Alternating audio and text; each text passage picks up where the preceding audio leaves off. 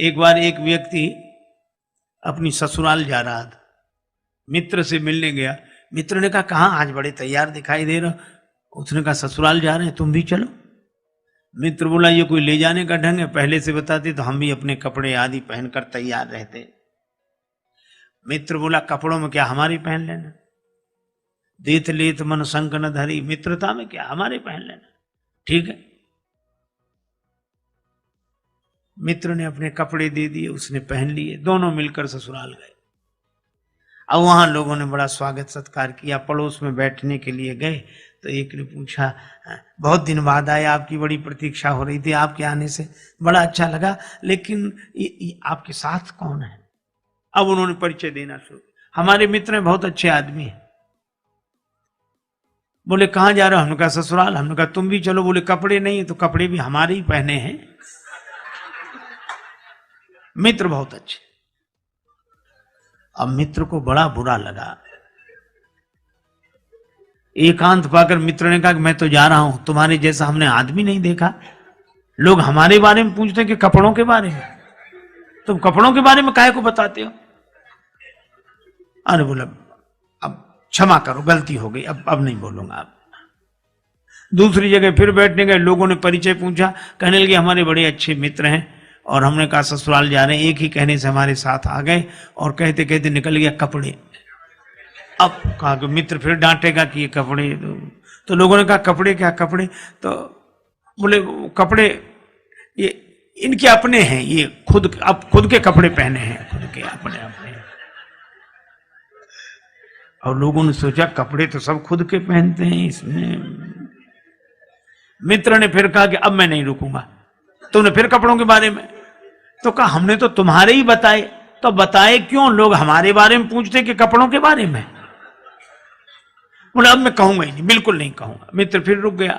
पर तीसरी जगह बैठने गए, लोगों ने परिचय पूछा कि आप तो बड़े अच्छे हैं, आपके साथ हमारे मित्र हैं, बड़े प्रेमी हैं, एक ही कहने से हमारे साथ आए, और इनकी जितने गुण गाए जाएं सब कम हैं, लेकिन क्षमा करें, हम कपड़ों के बारे में कुछ नहीं कहना चाहते।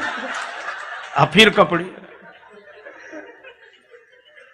अब भीतर भरे कपड़े। हम जो चीज खाएंगे डकार में गंध भी तो उसी की आएगी।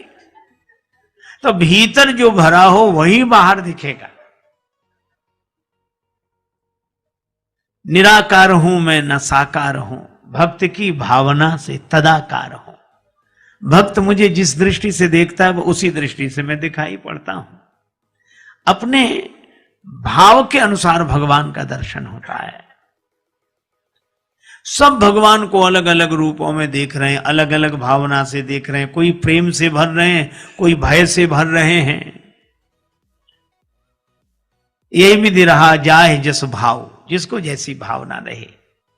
राम जी से अधिक राम जी के दास की महिमा मैंने एक संत के मुख से सुना था। एक बार एक दंपति पति पत्नी मेले में गए। अब मेला में उनका मेल बिछुड़ गया। ऐसा भीड़ का रेला, पति एक तरफ पत्नी एक तरफ। अब दोनों एक दूसरे को ढूंढे। तो ऐसे मौके का फायदा उठाने वाले लोग चूकते कहां। राम जी का मंदिर था सामने। पुजारी बोला क्या बात है। बोले बहुत ढूंढ रहे हैं, पत्नी यहीं कहीं खो गई। अरे बोले भगवान से प्रार्थना करो, चलो। बड़े संपन्न आदमी थे, पुराने जमाने की बात। एक थाल में लड्डू मंगा कर रख लिए, 500 रुपए रख दिए और प्रार्थना करने लगे, अब तो रघुनाथ कृपा कर दो, घरनी को लगे न बिना घरनी को। अब सामने हनुमान जी का मंदिर था, वो अलग। हनुमान जी के मंदिर के पुजारी ने सोचा कि इतने लड्डू और रुपया सब उधर ही जाएगा, इधर आता तो ठीक रहता। तो वहीं से बैठे बैठे बोला सेठ जी वहां क्यों चले गए, यहाँ आओ। इशारे से बोला यहाँ आओ। सेठ जी थाल लिया वो इते, कर दे ये कृपा जो लला अंजनी को। हनुमान जी के पास ले आओ, काम बन जाएगा। कपिराज से प्रीत बिनीत करो, फिर से मुख देख सको पत्नी को। सेठ जी बोले कैसी बात करते हो, हनुमान जी तो सेवक हैं, राम जी तो इनके स्वामी हैं, हम सीधे स्वामी के पास पहुंचे, सेवक के पास आने की क्या जरूरत है, राम जी कर सकते हैं सब कुछ। अरे बोले सेवक स्वामी की बात छोड़ो, अपने अपने विभाग की बात है, ये काम उनसे नहीं बनेगा। क्या क्यों नहीं बनेगा, राम जी सब कुछ कर सकते हैं तो मेरी पत्नी को भी खोज सकते हैं। हनुमान जी के मंदिर का पुजारी बोला कि जाने दो, तेरी त्रिया को मिलावे कहा, जो पतो न लगाए सके अपनी को। तुम्हारी पत्नी क्या ढूंढेंगे, उनकी भी खो गई थी तो यही गए थे ढूंढने। और उसने तो अपने मतलब के लिए तर्क दिया पुजारी, पर सेठ जी के मन में बात जम गई।